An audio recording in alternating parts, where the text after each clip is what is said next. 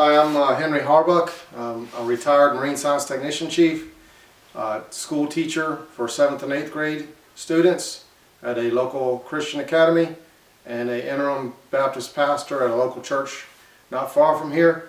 I'm enrolled in the Human Services degree plan courses at Liberty University. This particular class is 508, and this is my project. My final project. Now, one thing I'll go ahead and say right off is, for some reason my computer's not working here, so I have to turn around and keep looking at the slides. I wouldn't normally like to present that way, and I'm telling you that right up front because that would be a communication barrier. It would be one of those things that is annoying to the viewer, that I'm constantly looking back at the screen. But unfortunately there's nothing I can do about it, so I'll tell you it up front, and hopefully you can get by that. So let's move into a lot of material to cover in a very short period of time. 8 weeks worth of material. I'll do the best I can, just hit some of the highlights. Communication defined is just conversation. It can be verbal conversation and hand gestures and voice inflection and so forth. But the most important thing about communication is the most ordinary communication events are the ones that are often the most significant. What does that mean? It's the daily life that you have with you, your family, your co-workers, the daily communication that you have. If you don't smile a lot, people perceive you to be an angry person. If you're always smiling, people perceive you to be happy. That's communicating. And those are the ordinary things that you do that are the most important, the most effective. We are constantly in a state of communication. And we sometimes do not realize that the small things we do and say have the greatest impact, both positive and negative. Little jokes, like I said about smiles, facial expressions, voice inflection. Those things are more important than what you say. Communication is defined in many ways, but six features that it has are meaning. For a conversation to be happening, it's got to be a meaning. Oftentimes with 7th graders, I hear them and they're just talking, and you have no idea what they're talking about. There's no meaning. They're just making noise. For a genuine conversation, you have to have meaning. You have to have a dialogue. You have to choose. You have to have choice to be engaged in the conversation. You have to. Another thing would be our culture. Our culture affects how we communicate. People in the southern United States communicate with each other differently than people in the northern United States. I'm fortunate. I've been all over the world many times and I've lived with Muslims for a long time, and I know they communicate differently than we communicate. It's a cultural issue. Identities, same kind of thing as the culture's there. It kind of plays into it, but where your identities really come into is who is the stronger, the alpha person in the communication. You almost always have an alpha person and a less dominant person. Almost always. And the conversation itself is the words that you say, the voice inflection you use, the hand gestures you're doing, and so forth. Maybe you have a presentation like this up. Nexting is one of the more confusing things of this class that we had, but nexting is the process of preparing the person for what comes next. Getting it set up. Next thing. And now we'll go to the next slide. My overarching goal for this class was to be a better listener, and to talk less, and to draw more out of the talker. And I don't know if you can see it on the video, but my son is trying to come in the back door. I put this thing up. He's probably wondering what I'm doing here. So he's going to come in and interrupt us. So my object is to be a better listener, talk less, and to draw more out of the talker. To achieve my overarching goal, I need to answer two questions. How do I become a better listener? And how do I enlarge the conversation? This presentation is broken into two parts. The first part is, how do I become a better listener? First thing I need to do is identify my background type.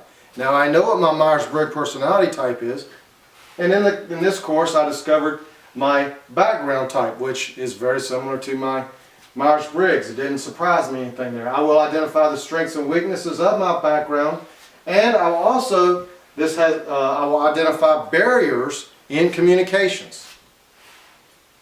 The strengths of my background type, and IBS, I'm more active than others. I'm outgoing. I'm people-oriented. Nothing surprising me there. Two profound statements from Carbonell about IDSs. You seem to have several different interests, which makes you a good peacemaker. And my wife would tell you I have lots of different interests. I don't really focus on one thing. I'm kind of all over the place.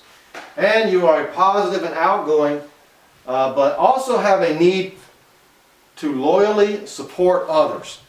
That's true for me. I spent 21 years in the military, and now I'm working for, so it doesn't matter where I'm at, what I'm doing, whatever that is, I'm trying to make it the best it can be. I'm totally supported to that one thing. Another thing about backgrounds is it's important to know the patterns of other background types. The reason that is, similarly in Myers-Briggs, if you know what other people are and how they respond, how they act, you can better adjust yourself to helping them draw them out.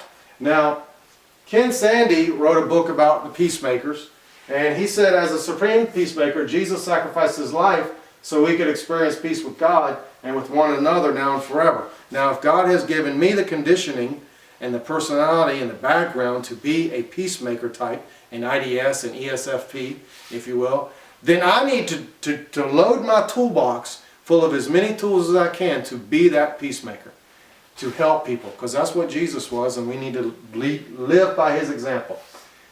How do I become a better listener? Weaknesses of my type. Sometimes I'm difficult to read. I may be scatterbrained. I'm all over the place. Sometimes I'm careless. And I need to also keep my self-disclosure to an appropriate level. I get to talking with somebody and I just give them too much about myself, and maybe I need not to do that.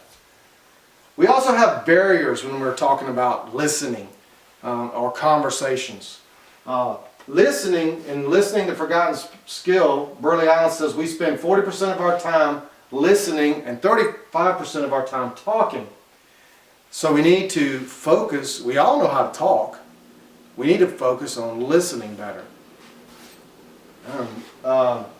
We think about, some of the barriers we encounter is thinking about the next thing we're going to say. We can process up to 500 words per minute in our brain, but we only communicate around 150. So during that lag time, we're daydreaming, we're thinking about what we're going to say next, we're not even paying attention. So we need to be an active listener. Now, one thing the book said was, one of the books said was about a listener card. And if you took the listener card, the talker listener card, and you took what the listener was supposed to do, they're supposed to be calm enough to hear. Don't be all upset, don't be irrational. You don't own the problem. Your goal is to provide a safe place for this person to talk to you, to understand, to clarify what they're saying. And you do that without agreeing or disagreeing or advising or defending. Noise pollution is sometimes the talker himself is too quiet. Or maybe there's a lot of noise, or your son is coming in the back door. Those would be types of noise pollution. I know I need to hurry because of the 10-minute limit. Stereotyping would be another barrier to listening. Maybe you have a problem with overweight people, or maybe you have a problem with a race or people from the north. You have to get over that stereotype so that you can listen to what the person is saying, because that's what Jesus wants you to do. Jesus doesn't care where people come from. He's commanded you to witness to all. Now, how do I enlarge the conversation? The second part of this is I need to recognize superiority and equality, have a nonverbal listening approach, and know some phrases to keep the conversation going, and search for something I can use, especially when dealing with older folks there. When a person communicates to another that he or she feels superior, in a superior position of power, wealth, intellectual ability, characteristics, or other ways, he arouses defensiveness.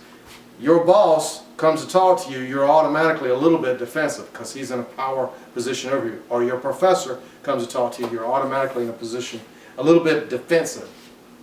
And you need to realize that and assume the right role. Your facial expressions, that's a bad one for me. I'm bald-headed and everything, and I frown a lot, and these kids are terrified of me. You got to watch those kinds of things. You got to use phrases like, I see what you're saying there. Oh, go on. But tell me what you're thinking about that.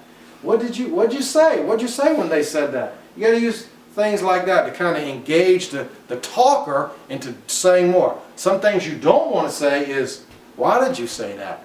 When you say why, you cause that person to get defensive. You also have to search for something you can use. I have an older gentleman in church who loves to tell stories, old stories. And that's part of my job, is to be a minister and to engage him in those conversations. And so I'll sometimes say, well, what did you think about that, Brother John? Or tell me a little bit more about it. I try to engage him in that old timeline.